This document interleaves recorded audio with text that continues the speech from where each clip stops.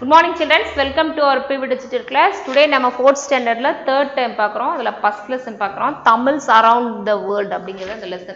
இப்போ நம்ம today இந்த காலத்தில் வந்து ஏரோப்ளேனு அப்புறம் ஷிப்பு அப்படிங்கிற பல வசதிகள் இருக்கு. ஆனால் ancient timesல அந்த வசதிகள்லாம் இருக்காத முன்னாடியே தமிழர்கள் வந்து உலகத்தில் பல இடங்களில் வாழ்ந்ததாகவும் அதற்குண்டான ஆதாரங்களும் கிடைச்சிருக்கு. அதை பற்றிலாம் இந்த லெசனில் நம்ம பார்க்குறோம்.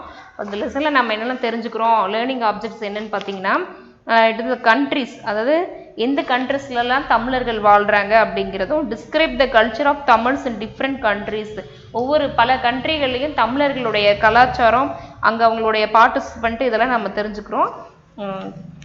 லிசன் சில்ட்ரன்ஸ், நம்ம ஃபர்ஸ்ட் இன்ட்ரடக்ஷன் பார்க்குறோம்.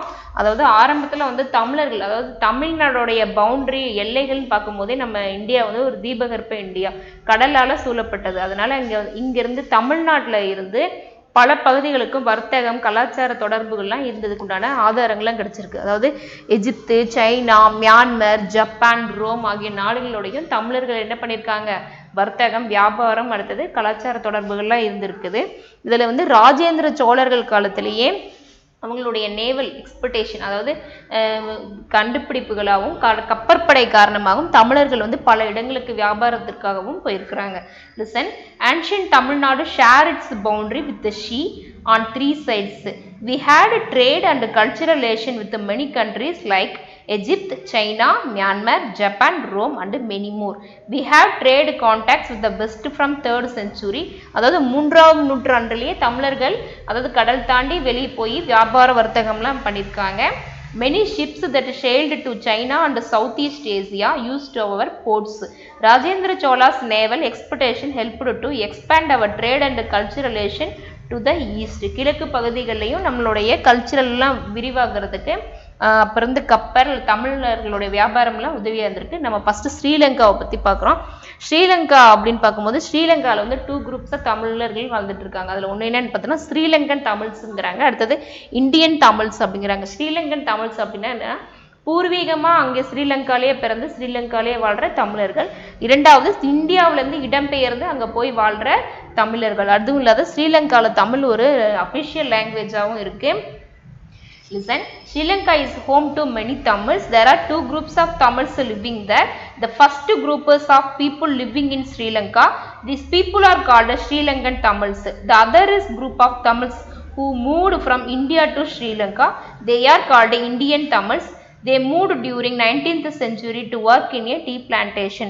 அப்போ எதுக்காக தமிழர்கள் வந்து இந்தியாவிலேருந்து ஸ்ரீலங்காவுக்கு இடம்பெயர்ந்தாங்க அப்படின்னு பார்க்கும்போது 19th செஞ்சுரியில் தேயிலை தோட்டம், டீ பிளான்டேஷனில் ஒர்க் பண்ணுறதுக்காக ஸ்ரீலங்காவுக்கு போயிருக்காங்க.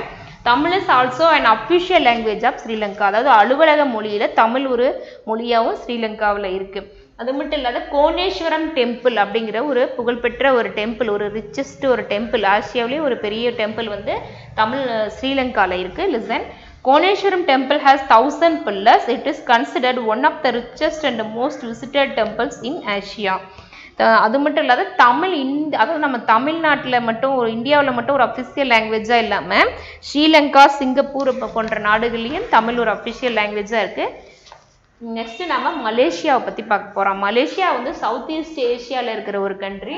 அதாவது 2000 இயர்ஸுக்கு பிஃபோரே நம்ம தமிழர்கள் அங்கே போனதுக்கு உண்டான ஆதாரங்கள்லாம் இருக்குது. இந்த கேடாக் அப்படிங்கிறாங்க, அதாவது கேடாக்னு என்னென்னா கேடாரம் அப்படின்னு தமிழில் பொருள். அந்த பகுதியில் தமிழர்கள் அங்கே போய் வியாபாரம் வர்த்தகம் செஞ்சதுக்கு உண்டான ஆதாரங்கள்லாம் கிடைச்சிருக்கு. அதாவது சைனீஸ் டிராவலர் ஃபர்ஸ்ட் ஜிங் அப்படிங்கிற ஒரு ரிப்போர்ட்டில் அவர் எழுதின குறிப்புகளில் வந்து தமிழர்கள் வந்ததுக்காகவும் அவங்க வியாபாரம் பண்ணது, அவங்க கல்ச்சுரல் தொடர்புகள்லாம் இருந்ததுக்கு உண்டான ஆதாரங்கள் கிடைச்சிருக்கு. நாகப்பட்டினமுக்கும் கேடாக்கும் இடையில டிரான்ஸ்போர்ட் இருந்திருக்கு அதுவும் சொல்லியிருக்காங்க. Listen, Malaysia is a peninsula. Malaysia வந்து ஒரு தீபகற்ப நாடு, located in south east Asia. எங்கே இருக்குன்னா சவுத் ஈஸ்ட் ஏஷியாவில் இருக்குது. The relation between Tamil Nadu and Malaysia have existed for more than 2000 years. அதாவது 2000 வருடங்களுக்கு முன்னாடியே தமிழர்களுக்கும் மலேசியாவுக்கும் இடையில உறவுகள் இருந்திருக்கு. In ancient times Tamil ships reached the modern Malaysia state of Kedah. Kadaram in Tamil. Tamil is influenced the cultural and political nature of Malaysia at the time of Pallava and Cholas. Chinese traveler first Jing records that there was a regular transport from Nagapattinam to Kedah. அதாவது ரெகுலரான ஒரு transport வந்து நாகப்பட்டினமுக்கும் கேடாக்கும் இருந்திருக்கு. அதே மாதிரி பல்லவர் காலத்திலையும் சோழர்கள் காலத்திலும் தமிழர்கள் வந்து அங்கே மலேசியாவுக்கு சென்றதுக்காகவும் அங்கிருந்து வர வியாபாரத்துக்கு உண்டான ஆதாரங்கள் கிடைச்சிருக்கு. அது மட்டும் இல்லாத நம்மளுடைய அரசியல் அமைப்பு கல்ச்சுரல் இது எல்லாமே அங்கேயும் பின்பற்றப்படுதான். அண்ட் இன்ஸ்கிரிப்ஷன் அது மட்டும் இல்லாமல் இன்ஸ்கிரிப்ஷன் கல்வெட்டுகள் 779 779 கிடைச்ச கல்வெட்டுகள் மூலமாகவும் இது கிடைக்குது. அதுவும் இல்லாத மலேசியாவில் வந்து தைப்பூசம் அப்படிங்கிற தமிழரோட திருநாள் வந்து ரொம்ப ஃபேமஸாக அங்கே செலிப்ரேட் பண்ணுற ஒரு ஃபெஸ்டிவல்ஸ் தான் இருக்குது. எஜுகேஷ்னல் லாங்குவேஜில் தமிழரோட லாங்குவேஜ் வந்து அவங்க எடுத்திருக்காங்க.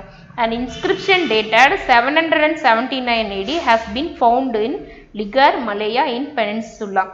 அதாவது லிகர் மலேயாவில் ஒரு நம்மளுடைய கல்வெட்டுகள் குறிப்புகள்லாம் கிடைச்சிருக்கு.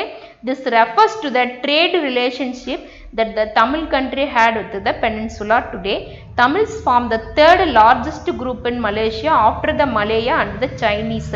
அதாவது மலேசியா பீப்புள் மலேயாவுக்கும் அடுத்தது சைனர்களுக்கும் அடுத்தது தமிழர்கள் ஒரு தேர்ட் குரூப்பாகவும் அங்கே மலேசியாவில் வாழ்ந்துட்டு இருக்காங்க. One of the biggest Hindu festivals in Malaysia is Thaipusam. Tamil is one of the educational language in Malaysia. Tamil வந்து ஒரு எஜுகேஷ்னல் லாங்குவேஜாகவும் மலேசியாவில் இருக்குது. த வேர்ல்டு தமிழ் கான்ஃபரன்ஸ் அதாவது தமிழ் வளர்க்கறதுக்கு உண்டான சங்கங்கள் இதெல்லாம் நம்ம தெரிஞ்சுக்கிறோம். அது போல் தமிழ் கான்ஃபரன்ஸ் வந்து 3 டைம்ஸ் வந்து மலேசியாவில் நடந்திருக்கு. அடுத்து பட்டு கேவ்ஸ் அப்படிங்கிற ஒரு கேவ்ஸில் ஒரு குகை கோவிலில் வந்து நம்மள முருகன் டெம்பிள்ஸ் அங்கே அமைஞ்சிருக்கு. அது வந்து second tallest Hindu temple. Batu caves is a limestone hill which has a series of caves and cave temple located at Kombak district in Malaysia. Kombak district அப்படிங்கிற இடத்துல மலேசியாவில் பட்டு கேவ்ஸ் அதாவது ஒரு லைம்ஸ்டோன் அப்படின்னா சுண்ணாம்பு கல்லால் ஆகப்பட்ட ஒரு குகை கோவில் இருக்கு. It's the second tallest Hindu deity statue in the world. அதாவது உலகத்திலேயே 2வது மிகப்பெரிய சிலை முருகன் சிலை இருக்கு. ஒரு டெம்பிள்ஸ் அங்கே இருக்கு மலேசியாவில். மலேசியா பார்த்தோம். அடுத்தது சிங்கப்பூர் பார்க்குறோம். அதாவது நம்ம 1819 பிரிட்டிஷ் கவர்மெண்ட்டில் சர் தாமஸ் ஸ்டான்ஃபோர்டு ராஃபிள்ஸ் அப்படிங்கிற ஒரு டைமில் தான் வந்து சிங்கப்பூர் அப்படிங்கிற ஒரு கண்ட்ரியை அவங்க என்ன பண்ணியிருக்காங்களா கண்டுபிடிச்சிருக்காங்க. ஆனால் அதுக்கு முன்னாடியே பல வருஷங்களுக்கு முன்னாடி தமிழர்கள் வந்து சிங்கப்பூரில் இருந்ததாகவும் வர்த்தக தொடர்பு கலாச்சார தொடர்பு இருந்ததுக்குண்டான ஆதாரங்கள்லாம் கிடைச்சிருக்கு அப்படிங்கிறாங்க. அது மட்டும் இல்லாத தமிழ் பீப்புள்ஸோடைய ஹார்ட் ஒர்க் வந்து சிங்கப்பூரோட மாடர்னைசேஷனுக்காக ஹெல்ப் பண்ணியிருக்கு. அவர்களுடைய உழைப்பு வந்து காரணமாக இருக்குது அப்படின்னு சொல்கிறாங்க. அடுத்தது 1828 மாரியம்மன் டெம்பிள் ஒன்று சிங்கப்பூரில் பில்ட் பண்ணியிருக்காங்க. அது வந்து ஒரு ஃபேமஸான ஒரு டெம்பிளாகவும் இருக்குது. Listen childrens. Modern Singapore was founded in 1819 at AD by a British statesman and a lieutenant governor. அதாவது ஒரு மாடர்னான ஒரு சிங்கப்பூரை lieutenant கவர்னராக இருக்க சர் தாமஸ் ஸ்டான்ஃபோர்டு அப்படிங்கிறவர் ஏற்படுத்தியிருக்காரு. த ரியல் ஹிஸ்ட்ரி ஆனால் அதுக்கு முன்னாடி பழமையான வரலாறுல என்ன வருதுன்னா Singapore starts from here but the Tamils had maintained connection with his island much before that. when British ruled Singapore, Tamils came here as workers and traders. The hard work of Tamil is one of the reason behind the development and modernization of Singapore. அதாவது ஆங்கிலேயர்கள் காலத்தில் ஏற்படுத்தின Singapore மாடர்னைசேஷனில் நம்ம Tamil பீப்புளுடைய work heart ஒர்க்கும் ஒரு காரணமாக இருந்திருக்கு அப்படின்னு சொல்கிறாங்க. In 1828 a Mariamman temple was built in Singapore. It was built in Dravidian style. அதாவது திராவிடர்களுடைய முறைப்படி அங்கே ஒரு மாரியம்மன் டெம்பிள்ஸ் உருவாக்கியிருக்காங்க. அது ஒரு அந்த பகுதியில் ஒரு நேஷ்னல் மான்யூமெண்ட்டாகவும் இருக்குது. This is gazetted as a national monument of Singapore. During the early years of Singapore in the 19th century, அதாவது ஆரம்பத்தில் 19th centuryல தமிழர்கள் வந்து ஆசிரியர்களை அதிகமாக செலக்ட் பண்ணி பணியமர்த்தப்பட்டிருக்கிறாங்க. அதாவது கிறிஸ்டியன் மிஷினரி ஸ்கூல்ஸ்லாம் அதாவது கிறிஸ்துவ பள்ளிகளில் தமிழர்களை வந்து ஆசிரியர்களை நியமிச்சிருக்காங்க. நவ் த தமிழ் கம்யூனிட்டி ஆனால் இப்போ வந்து தமிழ் கம்யூனிட்டி வந்து பல விதத்துலேயும் சிங்கப்பூரில் டெவலப் ஆயிருக்காங்க. லாயர், டாக்டர், இன்ஜினியர்னு பல துறைகள்லையும் பணியாற்றிட்டு இருக்காங்க. Now the Tamil community consists of lawyer, lecturer, doctors, engineer, government officials and even politicians. அது மட்டும் இல்லாத அங்கே கன்ஸ்ட்ரக்ஷன் அங்கே கட்டப்பட்ட பல கட்டிடங்களில் Johor bridge, Sembawang shipyard, Geylang airport and saint Andrew's cathedral are symbols of Tamils hard work. பல பொது பல இடங்கள் ஃபேமஸான பிளேஸும் தமிழர்கள் கட்டப்பட்ட ஒரு கட்டிடங்களாக இருக்குது, சிறந்து விளங்குது. அடுத்து நம்ம பார்க்க போகிறது ஃபிஜி பற்றி பார்க்க போகிறோம். ஃபிஜி வந்து ஒரு சவுத் ஈஸ்ட் பெசிபிக்கில் இருக்க வல்கானிக் ஐலாண்ட், ஒரு வல்கானிக் ஐலாண்ட். இங்கே வந்து 1903லையும் 1960லையும் தமிழர்கள் வந்து பிரிட்டிஷ் கவர்மெண்ட்டால் லேபர்ஸாக அனுப்பப்பட்டிருக்காங்க. அதாவது தமிழர்கள் வந்து அங்கே வேலை செய்கிறதுக்காக, கூலி வேலைக்காக அங்கே போயிருக்காங்க. அங்கே போன தமிழர்கள் வந்து ஈக்குவல்ஸ்க்காக, அவங்களுடைய சம உரிமைக்காக அவங்க குரல் கொடுத்துருக்காங்க.